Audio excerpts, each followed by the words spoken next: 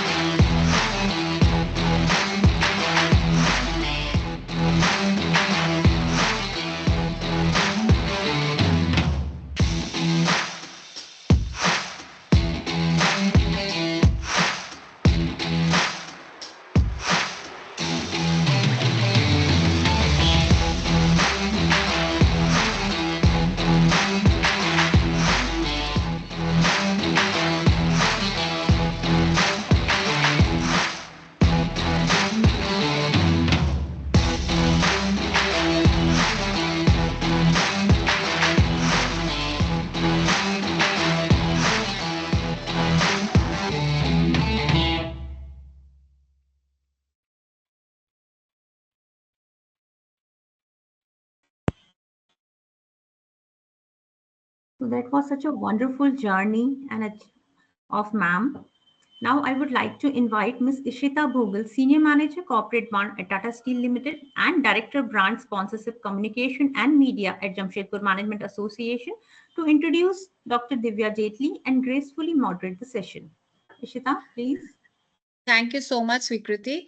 Thank you, and good evening, everyone. It is truly a privilege to welcome all of you for this inspiring fireside chat this evening. Please join me in welcoming our esteemed guest, Dr. Divya Jaitly. And before I read out her profile, I would like to, just tell her that, the picture that we've used to promote the session, I really like the pose that you've made of a superhero.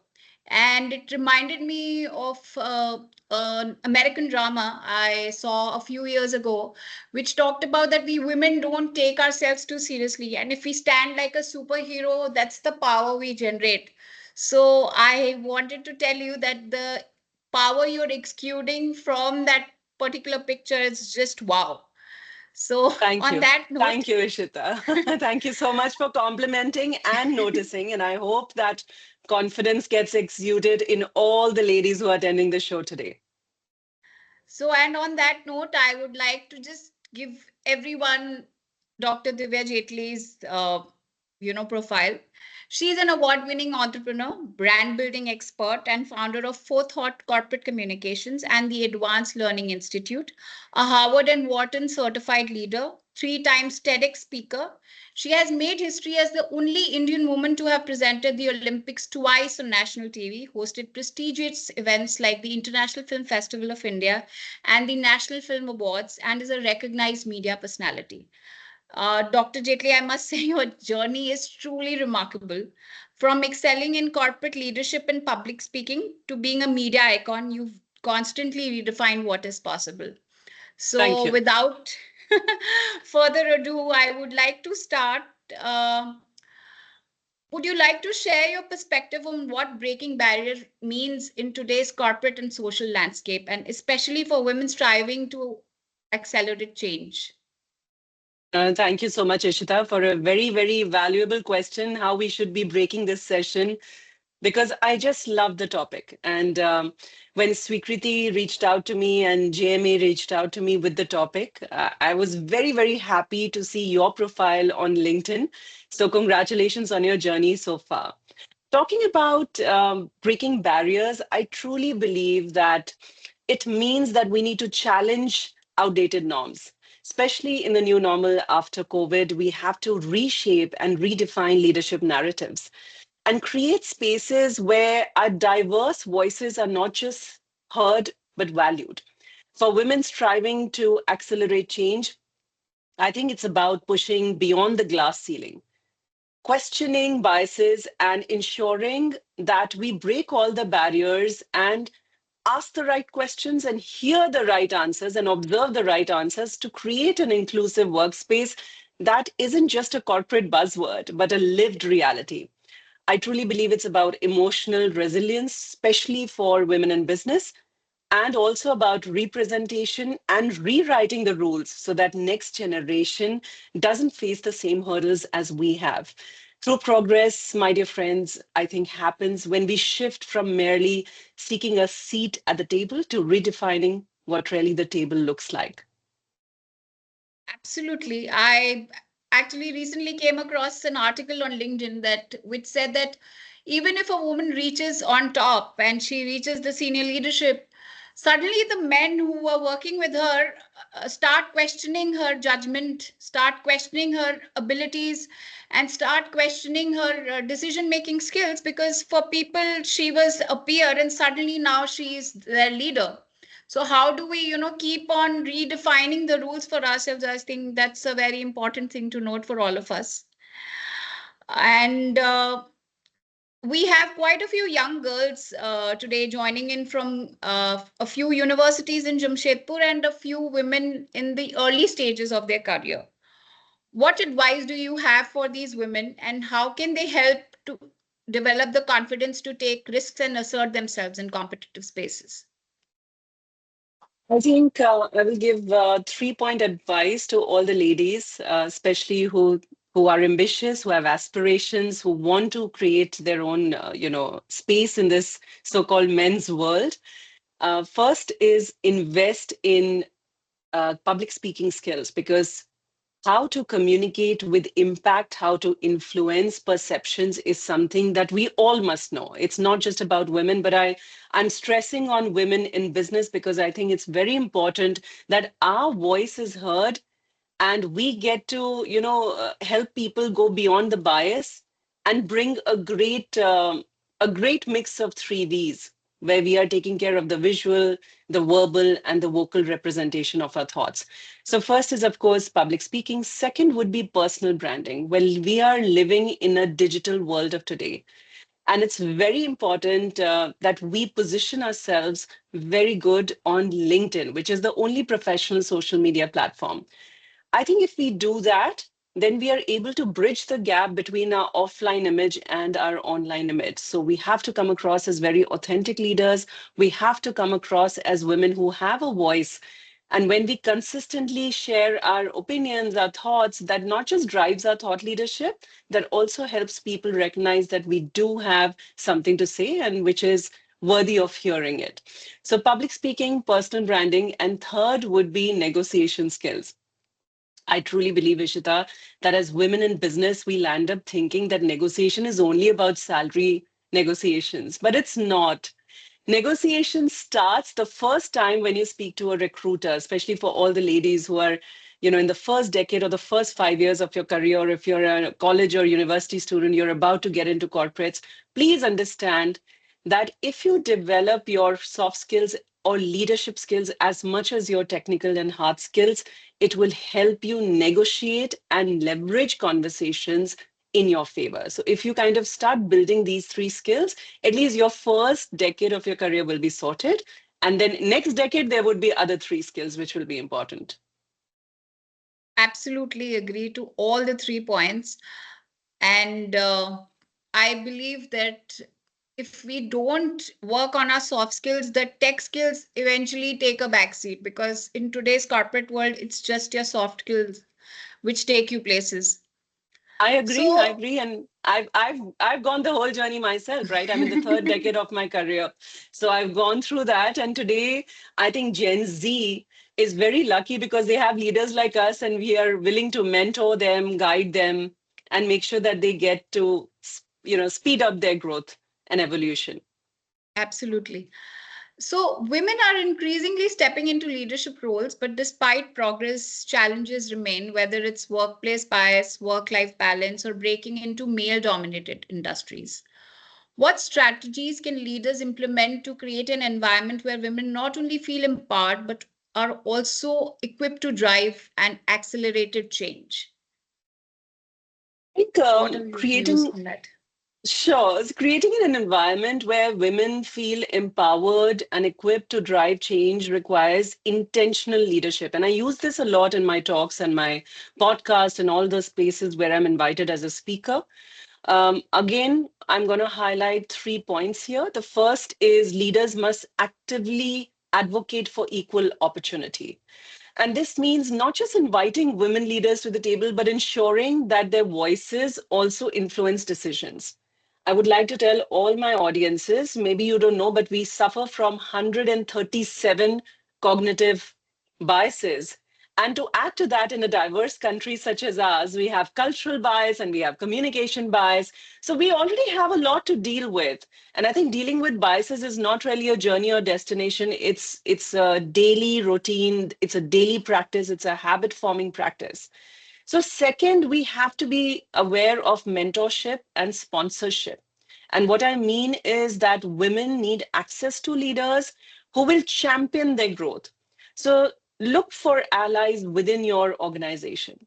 Look for somebody who can sponsor your growth. Look for somebody who can mentor your growth.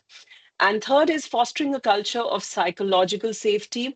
I truly believe that, especially in these times where we have a hybrid work culture, we have work from home, I think emotional safety, psychological safety is paramount for all employees, women specifically, so that we can, uninhibitedly share our feelings when it comes to certain work-life balance or work-life integration.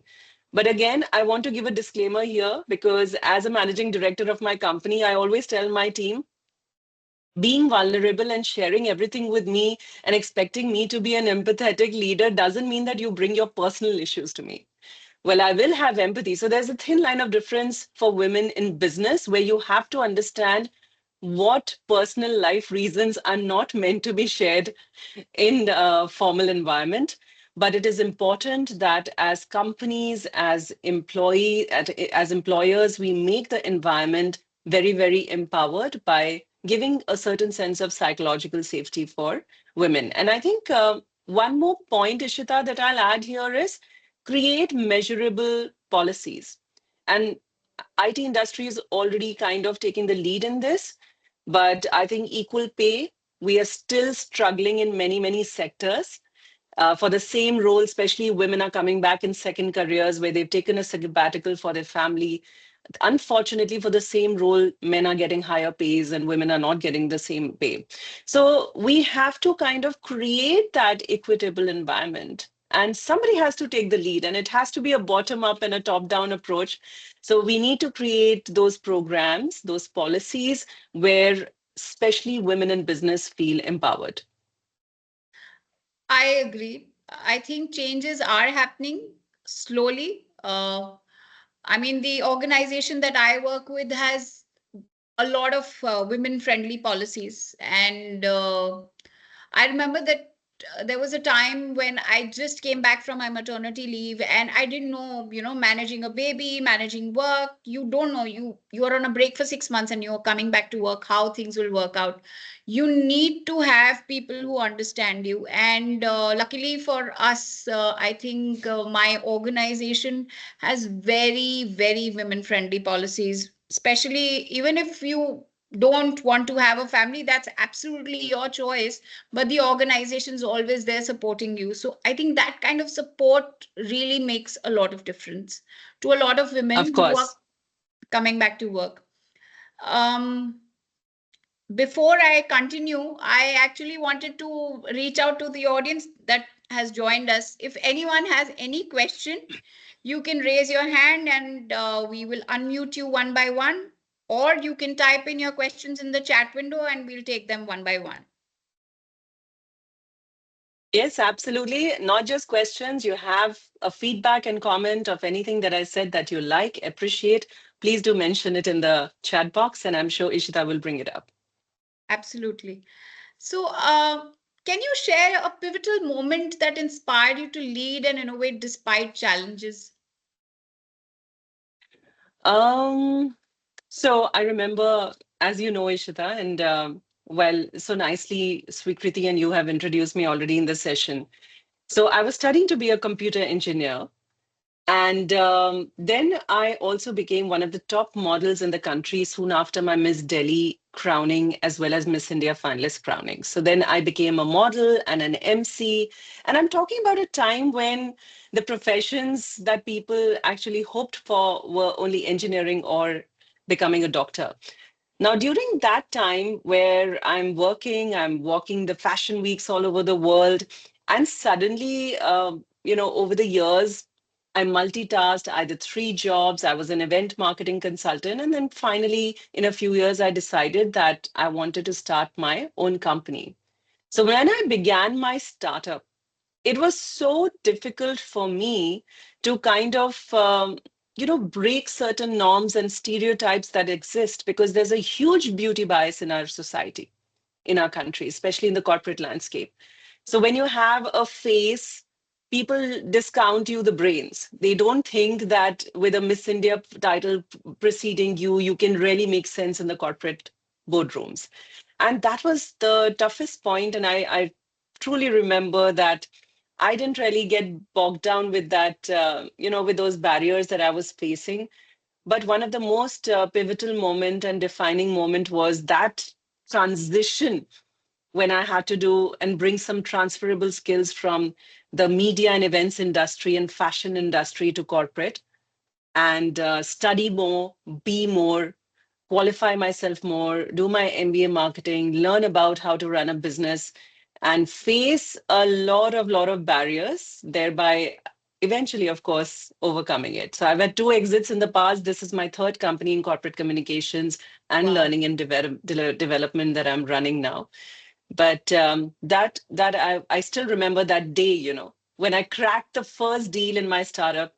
And that day and that moment was a true win, not for the money or not for the size of the contract. It was like, oh my God, it's taken me so many months to actually get through to a person who was willing to see beyond the obvious, beyond the beauty bias.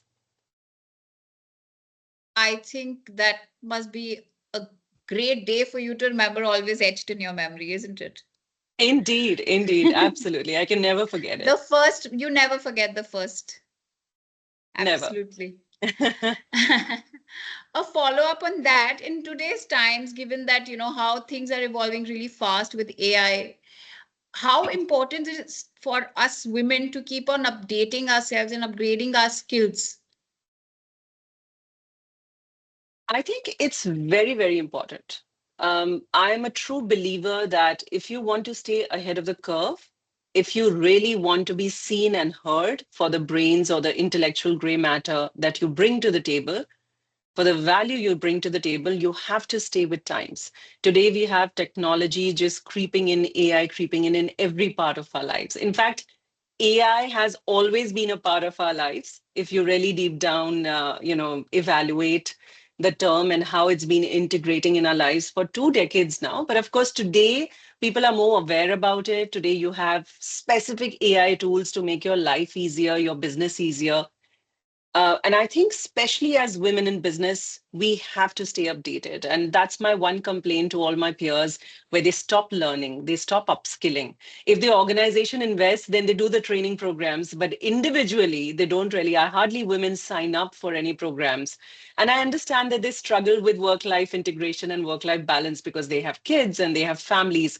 But it's important to just take out your time. It's important to really invest in your knowledge and continuously do so. There's no destination that you say, oh, I've reached here and it's a stop. It's an ongoing journey. You can't just reach somewhere and it's like, hey, this is what my goal was. I have reached here, but now what? Now you need to set Exactly. the next goal and you keep on working towards that. And I think Absolutely. that's where, as a leadership coach, many a times when women leaders come to me, I see that they are stagnating. And then they say, you know what? Money is not an issue. I'm on a wonderful CTC, but I'm not feeling happy. And I tell them that, well, guess what? When you're not happy, that's my mantra in life. And this is something that, my mother influenced me. She's an educationist, an academician. So sometimes when people ask me, how come you have so many certifications and degrees and educational qualifications? So I said, my mom always told me, when in life you're confused, you're not feeling happy, guess what? Go back to school. So the amount of qualifications that I have, you guys can imagine how many times I've hit the rock bottom, the unhappy bottoms, the stagnation bottoms, that I went back to school, requalified, and came back with a much larger force in my mind. I second you on that. A few years ago, I went through a similar phase. I thought, hey, I'm working in a great organization, I'm doing great work, but what do I do? And it was just post COVID. And I started picking up courses left, right. And the first course that I completed really gave me a good high. And that really meant a lot to me because even if it was a small skill, upskilling, it really meant a lot to me. So I think that really keeps on motivating all of us to keep going on. True, it creates a lot of self-worth and It um, does. and more confidence, and especially because women are a lot EQ driven more than IQ driven, right? So you have to kind Yes, of do these activities, enrich your knowledge from time to time to feel that self-worth going. absolutely. So I think now we should hear from our audience. We already have a question in the chat box. Just let me go through it.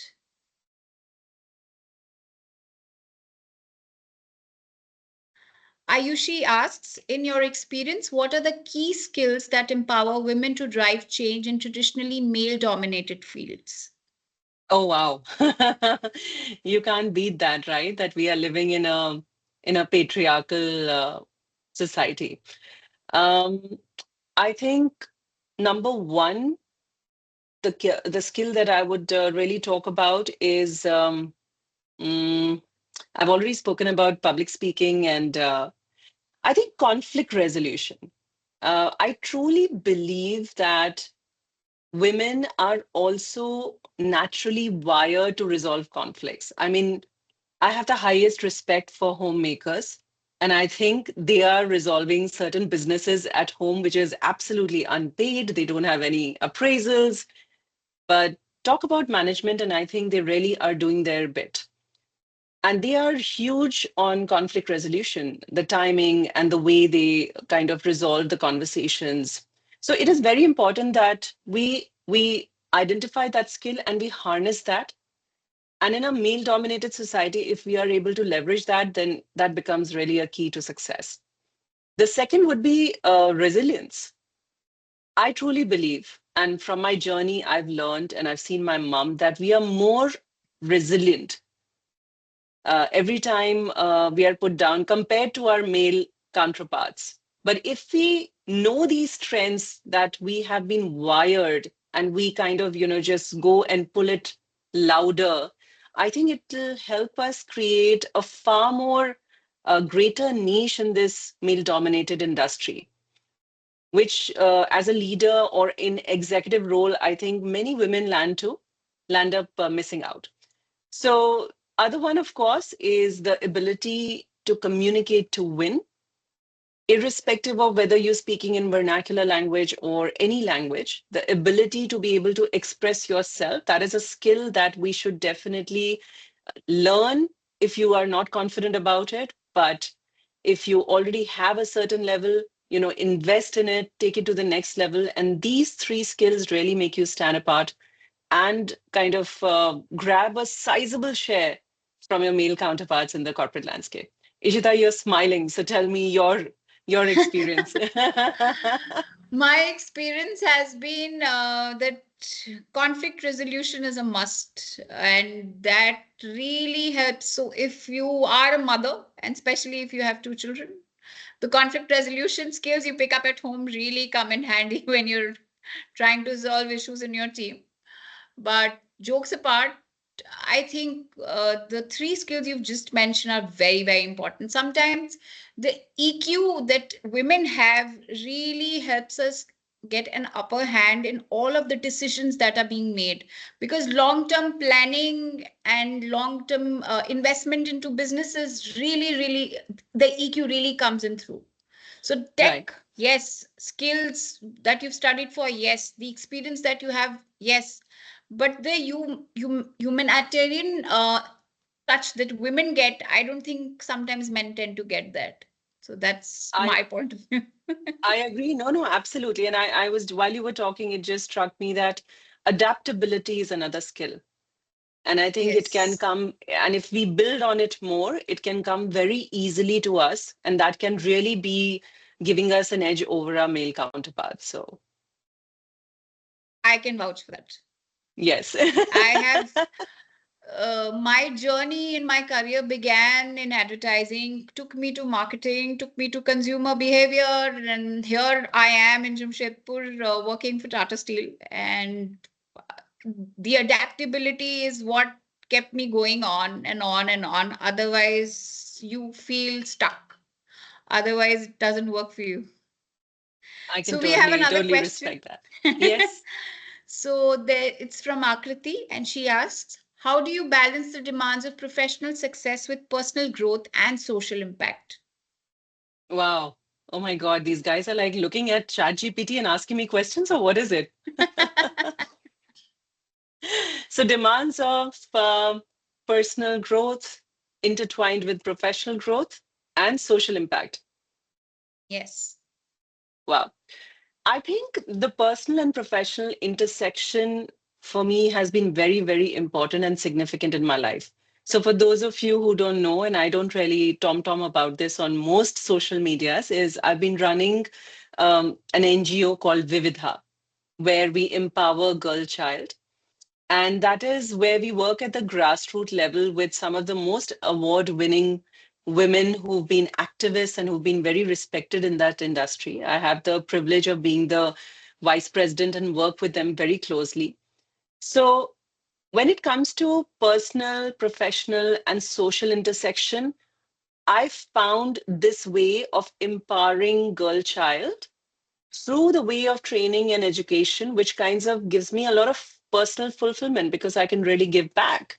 It helps me create a social impact because I truly feel very empowered when I'm able to even touch the life of one child or girl child from a marginalized community whose parents are not ready to send her to school, or for that matter impact and make fun party for 150 kids at a government school on my birthday, which they will remember forever.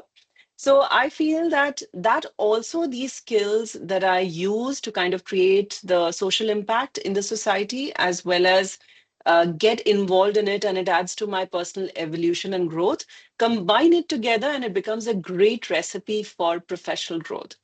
Today, I see, Ishita, that a lot of leaders, whether men or women, for them, professional growth is about designations and appraisals and hikes.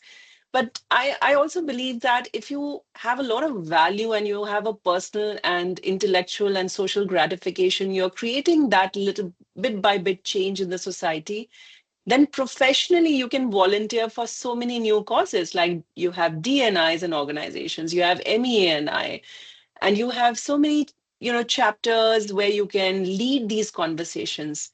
So these are all intertwined for me, and I weave them together. And therefore, sometimes organizations like Barclays and BNY, they invite me to talk about mindfulness and creating social impact and empowering women and girl child, and how can we do it. So which is completely off the cuff from my professional expertise. But for me, this is how the recipe has been made, and it's working in favor for my professional development, for my personal brand, as well as for my personal and social development. That's very heartening to hear. We have another question for you. How do you see mentorship and networking accelerate career growth for both students and working professionals? Well, I think mentorship and networking is very, very important, especially in today's times. Mentorship, of course, provides guidance, perspectives, access to a lot of wisdom that isn't found in textbooks. I mean, this is exactly in this fireside chat that we are doing. When we go, our education system is such which could do a lot of, revamping. But a great mentor, when you find challenges your thinking, helps you navigate roadblocks, pushes you to see beyond what you believe is possible. And for students specifically, I think this means that you are understanding industry expectations. Because if you just go to the college, read the theory, and go to your first job, guess what? You're in for a shocker. The practicals and the experience is very different from what we learn in colleges. So you gain clarity from your mentors, you gain clarity on your career path. For professionals, I think it means redefining your leadership skills, making very, very strategic decisions about your career, your ambition, your aspiration, and learning from someone who has already walked the path. So you're able to probably fast track your career. And it is, I truly believe, very important. So if you can't find a sponsor in within your organization who can help you with this, who can become your ally and navigate these conversations or guide you, then you must seek as a professional some mentorship. And which is where institutions like us, we come in, the Advanced Learning Institute. Networking, on the other hand, I truly believe that opens many, many doors to opportunities that skills alone cannot. So while mentors and institutions, we can help you upskill, but where do you apply those skills, which may or may not be relevant to your role and responsibility in the current role?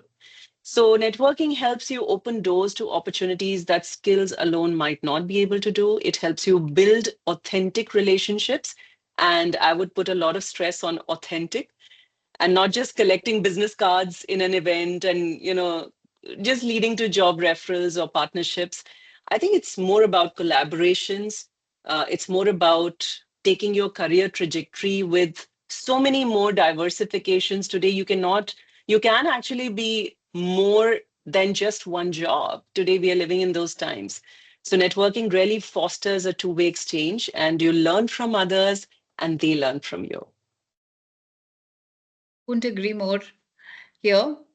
And I think apart from mentoring, there's also now something in organizations that people have introduced is for the learning of leaders, which is reverse mentoring.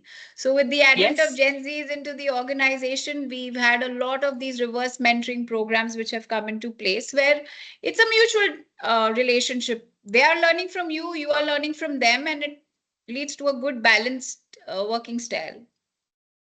I agree. Reverse mentoring is very, very important. And especially, I think millennials are crushed between the baby boomers and the Gen Z. And now, very soon, we're going to have Gen Alphas. So we better kind of, upskill and get into the zone of growth mindset, because that's the only way to survive with Gen Z and Gen Alpha and eventually Gen Beta. So I have received a question. Somebody is unable to type on the screen, so they send me a question over my phone, so I'll just quickly read it out to you. Mm-hmm. As a corporate communication specialist, how can women leverage storytelling and strategic communication to build credibility and influence change both within their organizations and on a broader societal level? Sure. I think this is my favorite, right? Because storytelling is one of the most powerful tools that as women we can use to establish our credibility, shift narratives, and drive very meaningful change. I don't think data alone, and I love the fact that today you go into boardrooms and presentations and everybody is just throwing data at you and analytics at you. But I really truly believe, it's my personal opinion, that data alone cannot inspire action.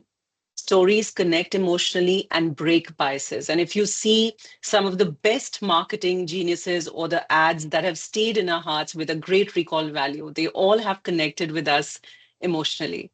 So, throughout my journey in corporate communications, I have seen firsthand how strategic storytelling can amplify my voice. And I think it amplifies all of our women's voices and puts us in a little bit of an influential leadership position. If you know how to weave your personal story and narrate it in a way where there are many learning key takeaways for others. So we have to own our professional journey, sharing just not the successes, but challenges and the lessons learned. I think that really makes your storytelling very, very powerful. We have to position ourselves as thought leaders, create authentic and impactful stories, which also means that you have to upskill in public speaking again. I'm talking about that. And public speaking is not just about speaking today in an offline world. It also means on digital platforms, how do you write? While you might have support of chat GPT, but how do you personalize it to share a story that is completely yours and you own it? And aligning your personal brands with organizational values to become trusted voices within the industry, I think that is very, very important. And at a broader societal level, I think, again, storytelling, we were just talking about it, Ishita, it can really help us create a lot of movements, drive social impact. So I've used a lot of tools and techniques in my first book, which is Beyond the Pitch. And for those of you, whether you're a newbie in a corporate landscape, you're about to get into business landscape, or you're a seasoned professional and an executive, I'll invite you to please read that. I think a lot of these storytelling techniques and tips you'll get there. I, for one, definitely is going to get my hands on your book as soon as I can. And with that, we have one more question.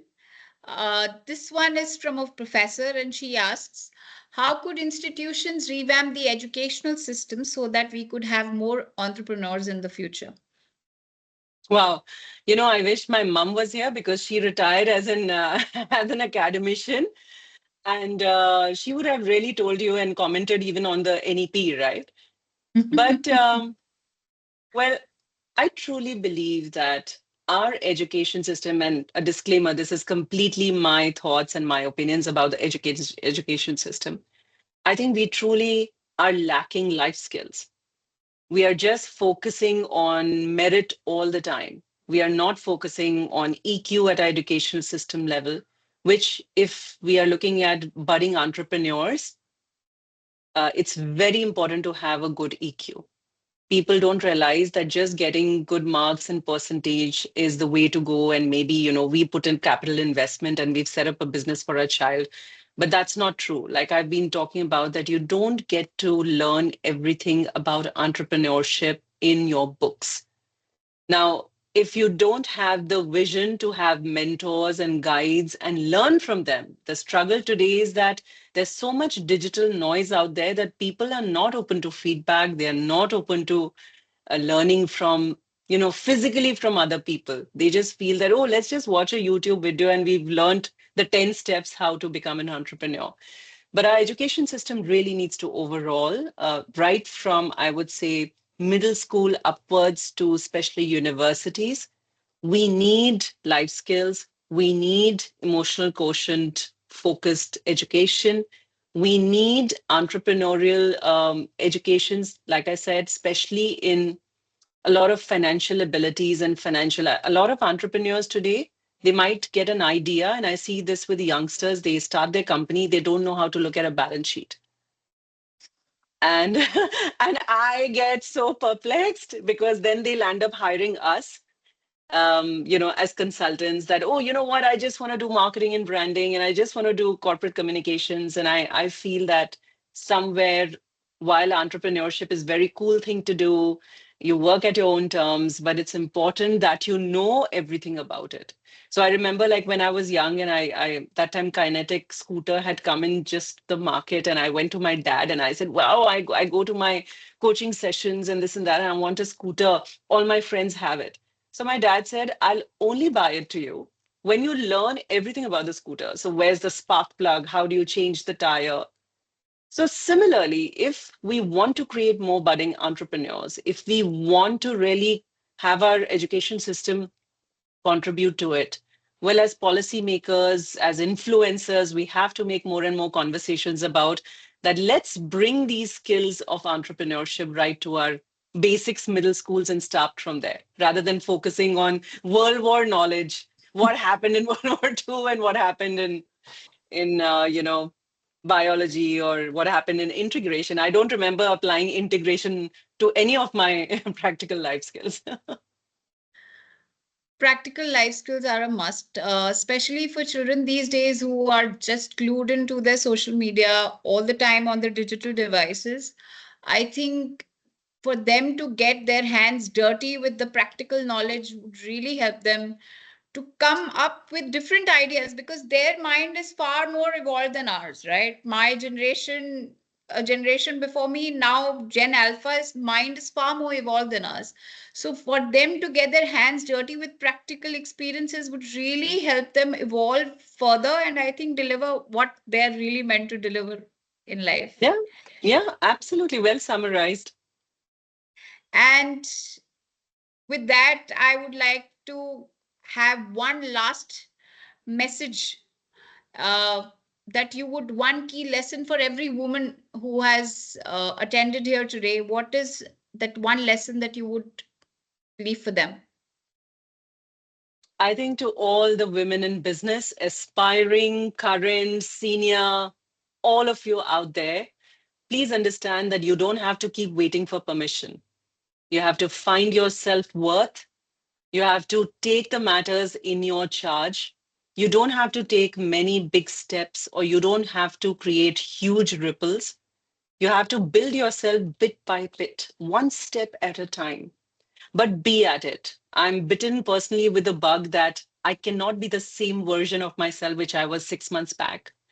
So devote yourself a journal, create a 10-minute daily plan where you just sit down with maybe a cup of tea or coffee, reflect on how you want to see yourself maybe 10 years from now. Find that profile on LinkedIn, see the narrative, how they are, and then do map your steps backwards. um, let's make sure that we are not just part of a conversation and session, but we are the driving force behind it. And one more request to all the ladies out there, please enable and empower other women. We still lack a lot of women who support other women. We are landing up, having more enablers in this patriarchal society as men. But I think as women, we can do a lot to support each other. So keep driving the change, be the force, be flawed, be fabulous, but just don't stop. Keep going ahead. Well, what an incredible and empowering idea that is, and a thought that I think has left all of us to, just go at it right now. Thank you so much, Dr. Divya, for Thank you. sharing your wisdom, experiences, and invaluable insights with us today. Your journey is truly a testament to resilience, courage, and the power of taking action. And to all our attendees, this is your moment to step forward and just take action.